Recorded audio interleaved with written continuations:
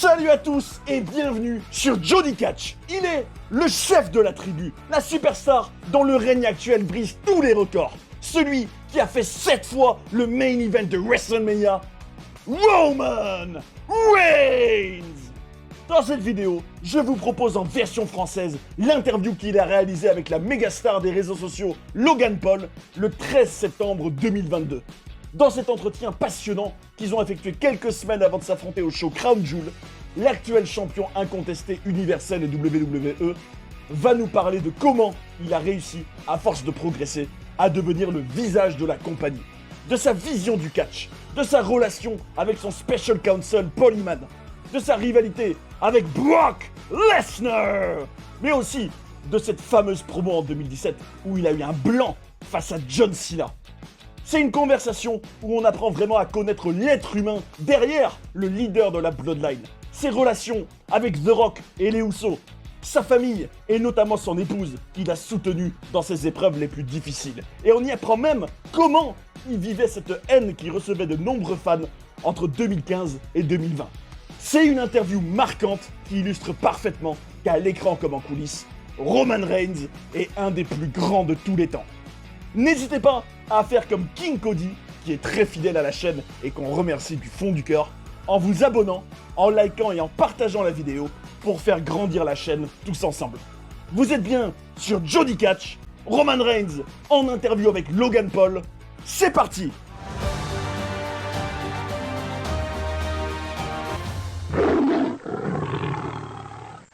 Notre invité aujourd'hui est la plus grande superstar de la WWE.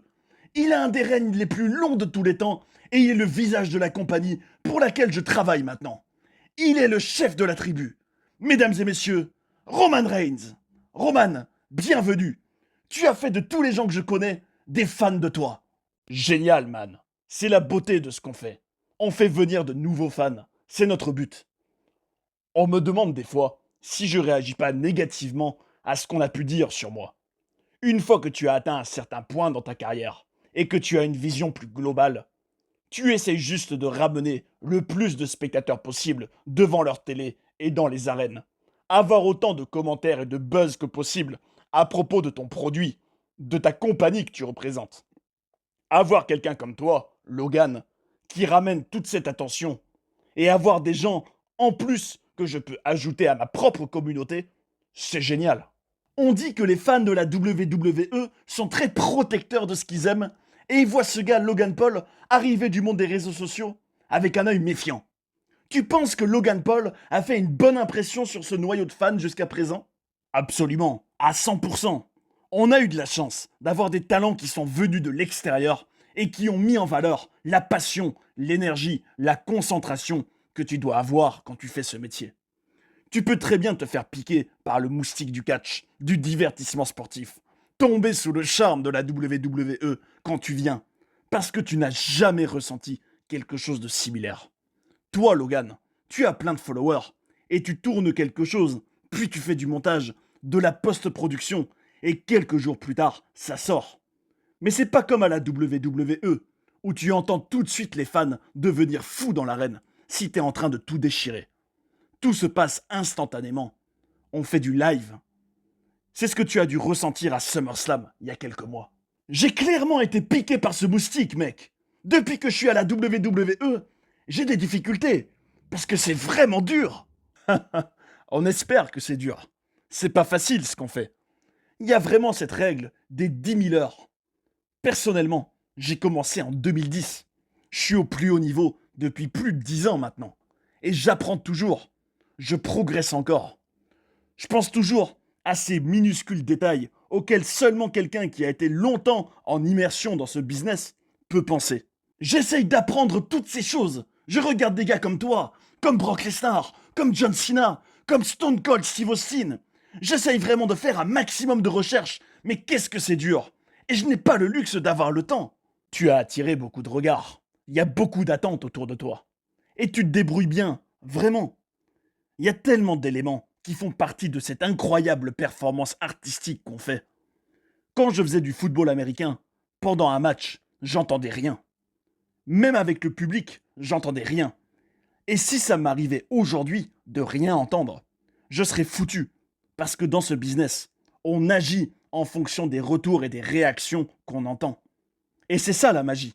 Réussir à ce que les spectateurs réagissent, fassent du bruit. Récemment, j'ai regardé une vidéo de John Cena qui regardait son premier match en 2002 contre Kurt Angle, avec les connaissances qu'il a maintenant. Il était critique envers sa performance. Il regardait uniquement le public. Il regardait quasiment pas les prises qu'il faisait, la partie physique de sa performance. Tout ce qui comptait, c'était le public. Et ça m'a fait réaliser que la WWE, c'est plus dur que la boxe. C'est presque de la torture mentale de devoir penser au public, aux prises, penser à tout en même temps. Tu dois livrer une performance à la fois physiquement et dans l'acting. C'est incroyable. Et toi, t'as eu un parcours de dingue. J'ai fait mes recherches. Tu as joué pour les Vikings du Minnesota en 2007 et, arrête-moi si je me trompe, c'est là que tu as découvert que tu avais une leucémie. Alors techniquement, on n'était pas vraiment sûr. On a vu qu'il y avait un souci dans mon sang. Ils ne savaient pas encore ce que c'était. Je les entendais dire toutes ces maladies que j'avais peut-être. J'ai dû rentrer chez moi. C'était pendant le camp d'entraînement des recrues. J'ai fait tous les tests. Je me suis bien débrouillé aux entraînements. Et à un moment, en sortant de l'entraînement, il y avait tout le staff technique qui m'attendait. J'espérais qu'ils étaient là pour quelqu'un d'autre, mais ils m'ont montré du doigt.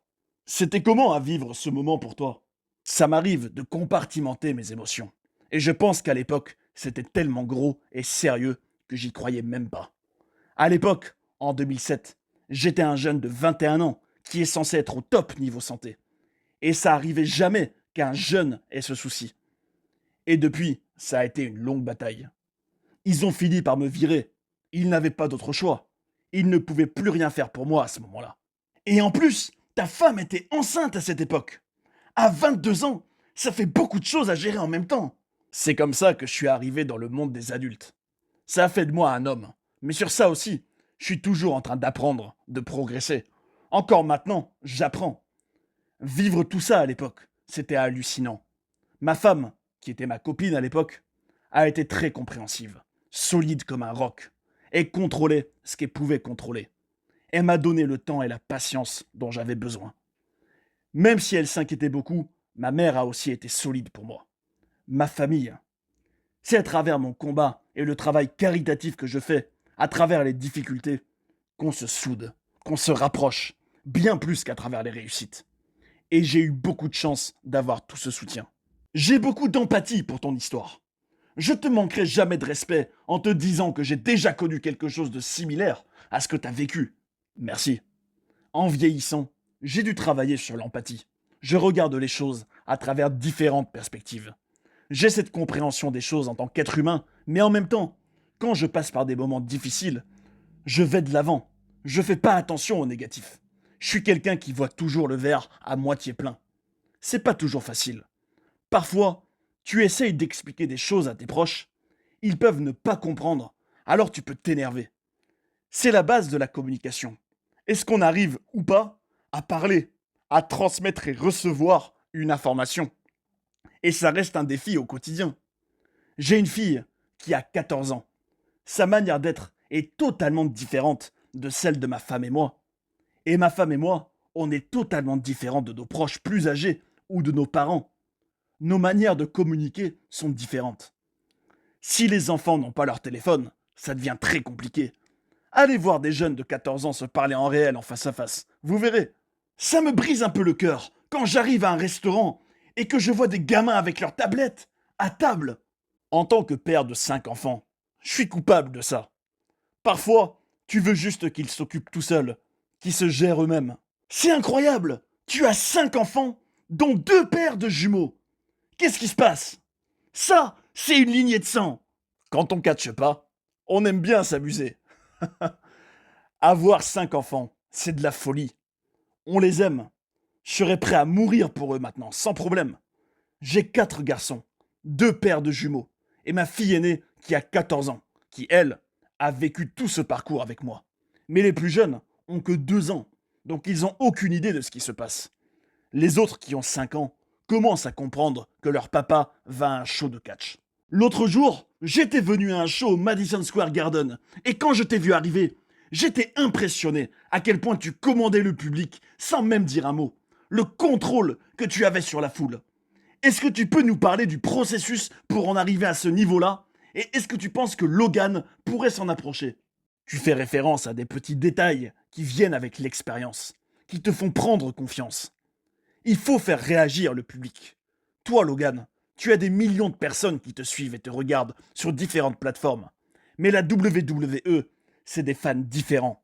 C'est une forme d'art différente. Tu dois faire tes gammes dans tout ça et t'y construire une expérience. Est-ce qu'il y a eu des hésitations avec la WWE sur la manière dont tu voulais être présenté en tant que personnage? Je ne suis pas arrivé à la WWE comme un Logan Paul. Je suis arrivé comme un ancien joueur de football américain qui a dû aller bosser dans des salles à l'ancienne pour apprendre le métier. Assez tôt, on m'a lancé dans le main roster en étant un membre du Shield. Puis, une fois que j'ai commencé à comprendre toutes les bases, comment catcher, et plus particulièrement à la télévision, on s'est séparés. Et une fois que chacun des membres du Shield a été en solo, c'est là que c'est devenu compliqué pour moi. C'est là que les fans, alors qu'ils m'aimaient encore bien, ont vu que la WWE faisait un gros push pour moi et me mettait très en avant. Ils ont compris que la compagnie voulait que je devienne le nouveau poster boy, alors ils se sont rebellés contre moi. Et là, il y a eu une période de 2 à 4 ans où c'était presque une compétition entre le public et moi. Je me disais que j'allais aller mériter leur respect chaque soir. Et dans le business, on a une expression qui dit que soit tu travailles pour te mettre over, soit tu travailles comme si tu es over. Et si tu es over, si tu arrives dans l'arène et que tu obtiens une grosse réaction pour toi, tu réussiras à t'en sortir pour beaucoup de choses. Quand j'arrive dans le Madison Square Garden, je sais qu'ils vont faire du bruit. J'écoute ce que les spectateurs disent ou comment ils réagissent et je m'adapte. Quand par exemple, tu parles, ils vont t'écouter. Mais quand tu fais des pauses, tu vas entendre des réactions. Mais ce ne sera pas toujours la réaction que tu veux. Si par exemple, ils te disent What? Personne n'aime les what. La vieille gimmick de Stone Cold Steve Austin où ils disent what à la fin de chacune de tes phrases. À ce moment-là, tu dois jouer avec ta cadence quand tu parles et dicter tout le timing. C'est là qu'on voit les superstars qui ont de l'expérience et qui sont bons au micro. Elles vont changer leur cadence, mais dès que je sais que j'ai réussi à arrêter ça et que j'ai plus de contrôle sur ce qui se passe, ça me dérange pas de prendre mon temps et de les laisser chanter. Si par exemple, j'entends un chant Roman, Roman, je peux me retourner vers les personnes qui chantent, mais quand les autres personnes dans la salle vont voir ça, ils voudront eux aussi que je les regarde. Et du coup, ils vont se mettre à chanter eux aussi. Et au final, tu vas réussir à faire chanter toute l'arène. Ça, je le fais surtout dans nos shows non télévisés. En tournée, c'est idéal. Tu es le visage de la WWE depuis des années maintenant. Plus ou moins depuis 2015. À cette époque, Cena était encore là de temps en temps. Et quand il était là, c'était le taulier. Mais je portais déjà la compagnie sur mes épaules, en étant à tous les shows, en faisant toutes les tournées. Quand tu es devenu heel officiellement, tu penses que ta carrière a vraiment décollé et que c'est là où tu t'es vraiment trouvé? Je pense qu'à ce moment-là, en devenant heel, j'ai vraiment pu être confortable à 100%. Je pouvais vraiment être dans la peau du performeur que j'ai moi-même imaginé. En 2019, quand je suis revenu de mon absence à cause de la leucémie, il y avait une sorte de petite lune de miel où les fans étaient heureux de me revoir. Et même après ça, au bout d'un an, ils ont vu ma régularité, que j'étais toujours bon. Toi, par exemple, quand tu as démarré YouTube, tu as aussi dû grandir, construire ta communauté. Tu travailles dur, tu vois que ta régularité et ta constance payent, et tu finis par te retrouver là où tu es maintenant. Dans ce qu'on fait, rien ne remplace l'expérience. Il faut tout apprendre. Quand je faisais du football américain, j'ai regardé beaucoup de vidéos. Et dans le catch, très tôt, j'ai vu et revu les images de chaque fois que j'ai été dans le ring. Chaque mimique, chaque geste, chaque émotion, chaque élément du in-ring, chaque promo. Tout ce que je fais est basé sur mes analyses de ce qui marche, de ce qui ne marche pas, de mes atouts, de comment les mettre en valeur, de dissimuler mes faiblesses et de travailler pour en faire des forces. C'est comme dans tous les autres domaines. Au plus haut niveau, c'est les détails qui font la différence. Ça me fait plaisir de t'entendre dire ça, parce que moi-même, j'ai revu presque avec un microscope tout ce que j'ai fait jusqu'à présent. Mes matchs, mes promos, bien une vingtaine de fois, en analysant chaque petit moment, parce que je veux être le meilleur. Par contre, à la WWE, quelque chose qui m'a choqué, c'est quand les fans te huent. Je prenais ça très personnellement. Comment tu arrives à gérer ça? Parfois, ça te fera mal. Mais la clé, c'est de savoir que c'est quand les fans ne font aucun bruit pour toi qu'il y a vraiment un problème. Tout ça, après, c'est encore lié à l'expérience. Moi, par exemple, si je veux réagir à ce que me dit un fan et partir en improvisation, c'est super, parce que ce que je fais, c'est une performance en live. Mais parfois, l'improvisation peut te faire perdre le fil, et d'une certaine manière, te faire perdre le ballon des yeux. C'est déjà arrivé que j'ai des blancs, même récemment. Mais quand tu arrives à un certain niveau, tu apprends à te sortir de ces moments et à enchaîner. C'est ce qui s'est passé dans ta fameuse promo avec John Cena en 2017? T'as eu un blanc? Faut que je m'en rappelle, mais oui, il me semble que j'avais eu un blanc pendant la promo. Je lisais les commentaires des fans de la WWE à propos de cette promo que tu as eue avec John Cena. Et ils disaient qu'après ce soir-là, il y a eu comme une bascule pour toi. Est-ce que ce jour-là, avec John Cena qui t'a pris en partie dans cette promo, ça a allumé une flamme en toi qui t'a tout de suite rendu meilleur? Je pense que rien que d'être dans cette position à cette époque et de vivre cette expérience, ça m'a rendu meilleur. Je pense pas que c'était spécifiquement lié à John, parce que j'apprends de tous les catcheurs avec lesquels je travaille. J'essaye toujours de tirer quelque chose de chaque autre gars. Je prends un peu de tout le monde et je construis quelque chose de bien. Je voudrais un peu parler de Brock Lesnar. Vous en avez vécu des choses ensemble. Je me rappelle qu'à SummerSlam en 2022, à un moment, Brock est debout sur le tracteur, il te lance le micro et tu l'attrapes avec une seule main, sans même bouger. Comment t'as fait ça? Je suis juste bon avec mes mains. Je suis droitier, mais je l'ai attrapé avec ma main gauche. C'est aussi grâce au baseball quand j'en faisais. Et si je l'avais fait tomber, j'aurais juste été le méchant qui aurait laissé le micro par terre. J'aurais continué à regarder Brock en espérant qu'il ne filme pas ça. Ça t'est déjà arrivé de te planter au micro? Il y a un moment qui te revient en tête? J'ai déjà eu des promos catastrophiques. Quand tu viens à peine d'arriver dans le business, que tu n'as aucune légitimité, et que Vince McMahon, le patron, te dit que tu vas dire ceci ou cela, tu vas être obligé de le dire. Aujourd'hui, je peux dire des fois que tel ou tel truc, je vais pas le dire. Mais pas à l'époque. J'ai pu dire des choses qui m'ont suivi après, comme quand j'ai dit suffering succotash. Je ne me rappelle même plus du contexte où je l'ai dit. Et 8 ans après, on m'en parle toujours, même après avoir fait du super boulot depuis 2020. Une fois, il y a des années, dans une promo en coulisses, je devais dire que je déclarais ma participation au Royal Rumble. Et j'avais bugué en pleine phrase. C'était un segment cool pourtant, où j'avais démoli tout le monde juste avant, notamment le Big Show. Dans la vraie vie, ou même dans une interview, si tu as un bug ou un moment où tu tousses, tu peux t'excuser et enchaîner sans problème. Mais dans une promo scriptée de catch, on n'y pense pas. Même si tu te plantes, c'est du live. Tu dois continuer et te dire que tu vas quand même être super, puis espérer que c'est ça dont ils se souviendront. Maintenant, après ces plantages, est-ce qu'il y a un moment précis dans ta carrière qui se démarque des autres pour toi? Un que tu regardes avec plus de fierté que les autres? Je sais pas si j'en ai qu'un seul. J'ai eu tellement de chance d'en vivre beaucoup. Rien que les main events de WrestleMania.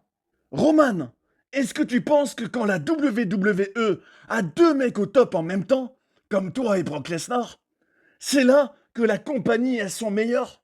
Quand il y a de la concurrence, à l'extérieur comme à l'intérieur de la compagnie, ça va créer une atmosphère plus agressive et compétitive. Ça va pousser tout le monde. Avec Brock, on a fait les main events de beaucoup de gros shows ensemble. Jusqu'à présent, il a été mon plus grand rival dans ma carrière. C'est un monstre. Il t'attrape et te jette par-dessus sa tête. C'est très dur de travailler avec un être humain comme ça. Certains l'appellent le mâle alpha de notre espèce. C'est la vérité. C'est vraiment ce qu'il est. C'est un grand businessman. Et en même temps, il a tout un passé dans le MMA qui le rend légitime. Qui fait que quand il est dans le ring, il faut protéger cette légitimité. Tu peux pas le mettre dans le ring avec n'importe qui. Mais en même temps, quand t'es dans le ring avec lui, tu comprends que ça va être une épopée. Mais que beaucoup de personnes vont te regarder. J'ai vu des vidéos de Brock et qu'est-ce qui peut être violent. Et parfois dans ce business, ça devient vraiment réel. Toutes les prises qu'on peut faire font vraiment mal en réalité. Est-ce que ça t'est déjà arrivé que ce soit trop violent et trop réel? On n'est pas des facteurs, on n'est pas des ballerines. Mais par contre, si ça devient trop réel, ça gâche toute la performance. Ça manquera d'alchimie et de fluidité. Et c'est tout l'art du catch de réussir à faire ça.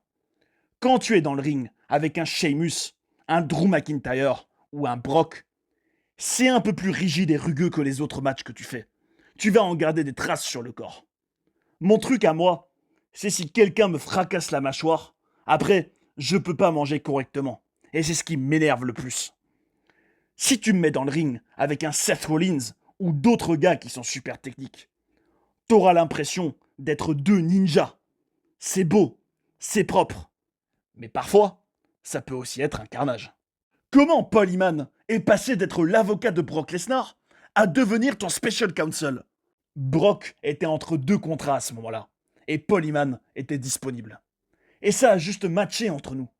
Il travaillait toujours en coulisses d'un point de vue créatif.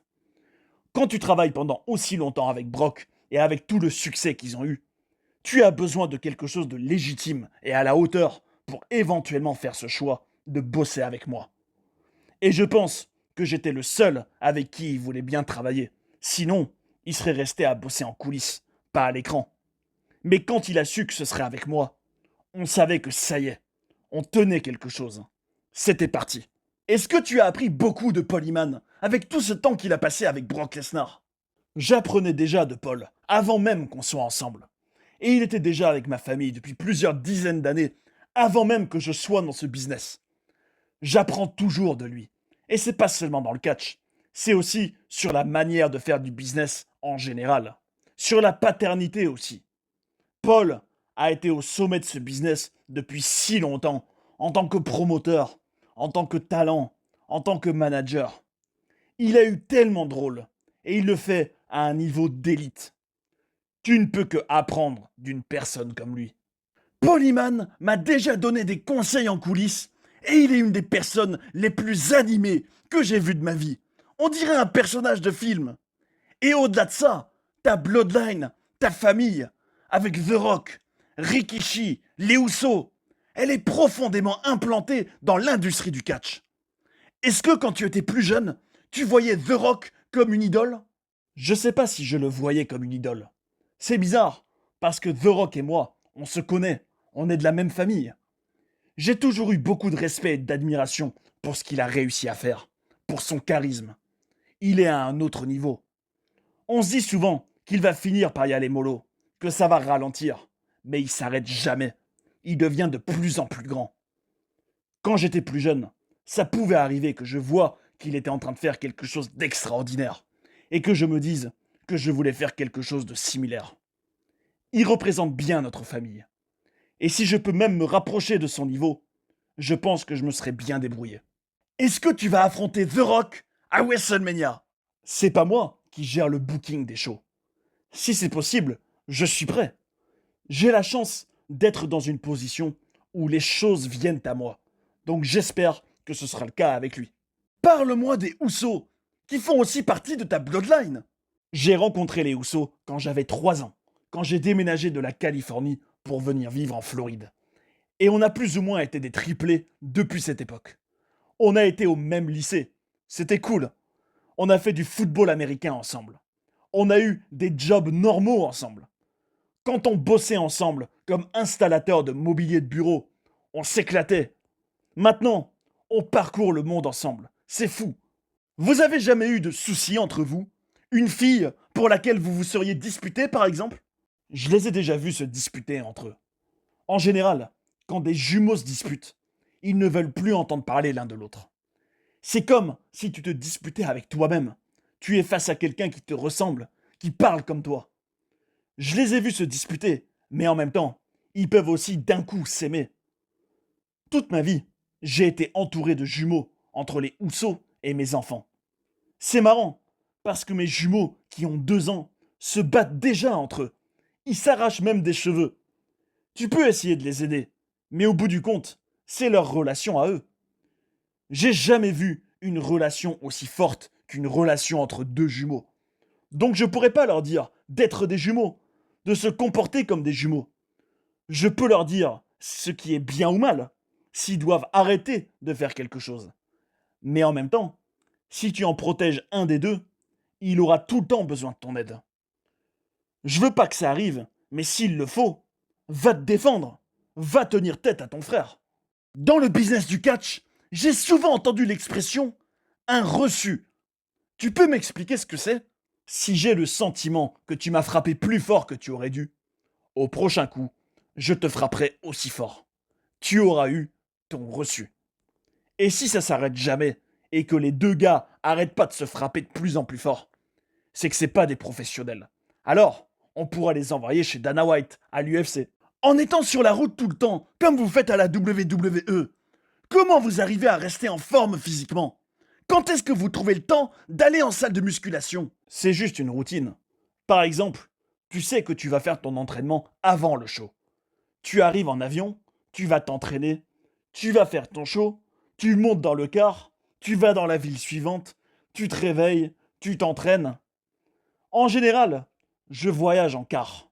On se gare à l'arène et là, soit j'ai un arbitre qui m'attend pour me conduire, soit j'emprunte la voiture de quelqu'un et je vais à la salle. Mais tu as pas de sécurité avec toi? Pas de vigile? J'en ai jamais eu besoin, heureusement. Après, ça peut arriver que des types aient envie de voir si je suis vraiment un dur à cuire dans la vraie vie. Même dans les périodes où j'étais le plus détesté par les fans, il ne s'est jamais rien passé en dehors, dans la vraie vie. En dehors, dans la rue, ça a toujours été du respect et de l'amour. Mais sur Internet, par contre, c'est autre chose. Toute la négativité. T'as déjà eu du mal à gérer tout ce qui se passait sur Internet par rapport à toi? Plutôt dans ma carrière, en tant qu'être humain, c'est déjà arrivé que je me dise que j'allais répondre à ce type. T'auras une petite pop de quelques milliers de personnes qui sont de ton côté. Tu vas rendre ce type célèbre pendant une quinzaine de minutes. Mais maintenant, je fais que des trucs qui concernent mon personnage. Je ne réponds pas aux haters. C'est marrant une seconde, mais au final, c'est qu'une perte de temps. Tu t'endurcis. Mais il n'y a qu'une seule personne sur cette planète qui peut m'énerver pour de vrai, et c'est ma femme. Je ne laisse personne d'autre avoir l'accès à ma colère et à mes émotions. Et quand ça vous arrive avec ta femme, comment tu gères ça? C'est là que la communication entre en jeu. Sur la route, je suis un main eventer, mais à la maison, je suis juste un jobber. Tu dois rester humble, mais au bout du compte, je suis juste un mari et un père. Et tout ce que j'ai pu atteindre grâce à la WWE, je dois le laisser à la porte quand je rentre chez moi. Il n'y a pas de Roman Reigns à la maison. Je suis juste Joe qui parle à sa femme qu'il connaissait déjà avant. Tout repose sur le respect, la compréhension et le dialogue. C'est pas toujours facile. C'est un processus permanent. Roman, merci de nous avoir honorés de ta présence. Messieurs, dames, c'était Roman Reigns. Retrouvez-moi sur Internet ou sur SmackDown. C'est moi qui dirige SmackDown. Et Logan Paul ne l'aura jamais. Et voilà pour cette interview de Roman Reigns avec Logan Paul. Une interview très intéressante qui nous apprend beaucoup. Je pense notamment au fait qu'il est pour habitude depuis des années de voir et de revoir ses promos et ses matchs en vidéo pour sans cesse s'améliorer, à sa manière de gérer le public dans les arènes, ou encore à son passé incroyable avec les Usos. Après avoir appris à encore mieux connaître le chef de la tribu, j'ai une question très simple pour vous. À vos yeux, est-ce que Roman Reigns est le plus grand catcheur de tous les temps? Dites-moi ce que vous en pensez, ce sera un plaisir de lire vos commentaires et de partager nos avis ensemble, parce que c'est le catch comme on l'aime. Si vous aussi, vous rêvez de voir Roman contre The Rock à WrestleMania, explosez-moi la barre de like, partagez la vidéo et abonnez-vous pour ne pas rater les prochaines. C'est le meilleur soutien pour la chaîne et c'est très important. Merci beaucoup à ceux qui l'ont fait et à ceux qui le feront. On est ensemble. Prenez soin des vôtres et à bientôt sur Johnny Catch.